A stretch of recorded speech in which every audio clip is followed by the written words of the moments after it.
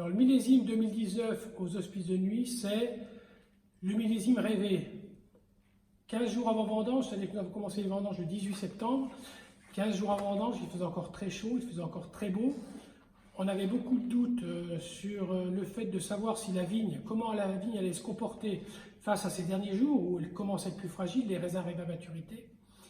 Et finalement, on était rassuré par les premières coupes.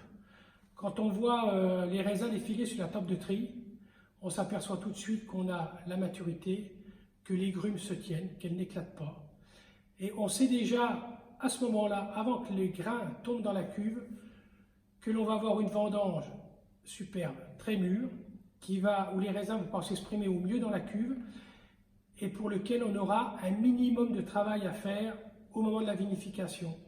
C'est-à-dire qu'on va tous les jours travailler un petit peu la cuve, principalement par des légers montages pour humecter le dessus de la cuve, le chapeau, pour qu'il ne sèche pas. Mais on sait que la qualité des raisins fait que l'extraction va se faire naturellement. Les levures vont dépouiller les peaux de leur couleur, de leurs arômes, de leurs tanins. Il ne faut surtout pas chercher ces années-là qui sont mûres à forcer parce que justement, on peut aller un petit peu au-delà et enlever ce côté élégant et soyeux qu'on va avoir sur les vins cette année par un côté un peu dur, un peu tannique, un peu extrait qui va complètement déséquilibrer les mous. La vendange nous a donné naturellement tous les équilibres qu'on souhaitait. Il a simplement fallu accompagner les raisins et les levures dans leur travail, celles qu'on bossait là, au mois de septembre.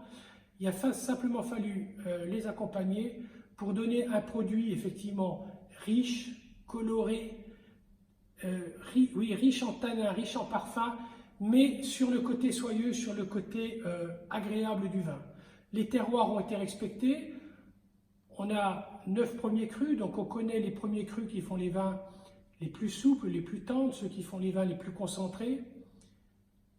On n'a pas besoin de travailler là-dessus. Ça, c'est les terroirs qui parlent, c'est les raisins issus de la parcelle qui parlent. Donc, on n'a pas besoin de les travailler spécialement plus pour avoir des vins plus riches. C'est les raisins issus de la parcelle qui nous ont donné ce plus de fruits, ce plus de structure, ce plus de tanin, toujours dans l'élégance, toujours dans la suavité, toujours dans la buvabilité.